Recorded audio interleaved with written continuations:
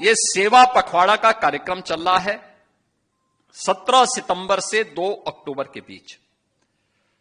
और 17 सितंबर से 2 अक्टूबर के कार्यक्रम की शुरुआत आदरणीय प्रधानमंत्री जी ने पहले दिन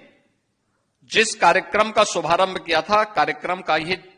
जो थीम दी गई थी कि स्वस्थ नारी सशक्त परिवार, और सशक्त परिवार है तो समृद्ध समाज अपने आप बनता है, और समाज समृद्ध होता है तो राष्ट्र को सशक्त होने से कोई ताकत रोक नहीं सकती है। विकसित भारत की संकल्पना का रास्ता यहां से जाता है, और विकसित भारत की उस परिकल्पना को साकार करने के लिए हम लोग आगे बढ़ रहे हैं। मैं कभी कभी इस बात को देखता हूं कि आखिर इस प्रकार की स्थितियां क्यों आई समाज में, क्योंकि हमारा भारतीय समाज तो प्राचीन काल से बहुत जागरूक रहा है। वैदिक कालखंड से लेकर के अब तक कि वे ढेर सारे ऐसे उदाहरण हैं हमारे सामने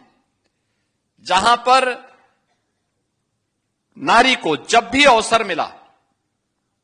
उसने अपनी सशक्त उपस्थिति से नेतृत्व को आगे बढ़ाने में किसी भी प्रकार की कोई कोताही नहीं बरती। हर स्तर पर उसने बेहतरीन नेतृत्व दिया, और उस बेहतरीन नेतृत्व के माध्यम से जिन लक्ष्यों को प्राप्त किया है वह समाज के अनुकूल रहा है, समाज के लिए कल्याणकारी रहा है। हम लोग आज इसीलिए इस अभियान को आगे बढ़ा रहे हैं। इस अभियान को 5वें चरण में भी हमारा यही अभियान है। हम लोगों ने पहले चरण में जो कार्यक्रम आगे बढ़ाए थे, उन कार्यक्रमों के पीछे का ध्येय भी यही था कि महिला संबंधी अपराधों को न्यूनतम स्तर पर ला करके समाप्त करना है। और मुझे प्रसन्नता है कि प्रदेश सरकार में जो कार्यक्रम प्रारंभ किए गए, अकेले एक वर्ष में यानी 1 जनवरी 2024 से अगर हम लोग अब तक के मामलों में देखेंगे, केवल 24 और 25 तक के ही मामलों को देखेंगे, तो हम लोगों ने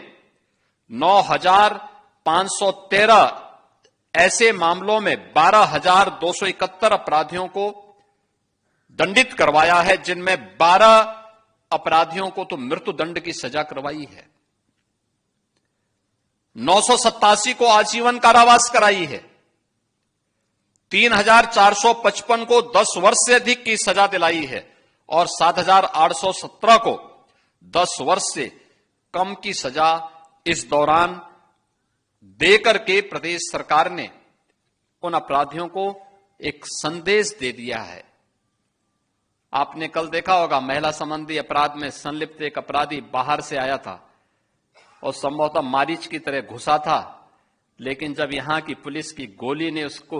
उसके शरीर को छलनी किया तो कल वो चिल्ला रहा था कि साहब मैं गलती से उत्तर प्रदेश की सीमा में आ गया हूं, आगे से ये दुस्साहस नहीं करूंगा। और यह हर उस अपराधी को करना पड़ेगा जो महिला सुरक्षा में सेंध लगाएगा, उनके सम्मान और उनके स्वावलंबन में उसमें बाधक बनेगा। उसके सामने संकट की यही चुनौती हमेशा खड़ी होगी।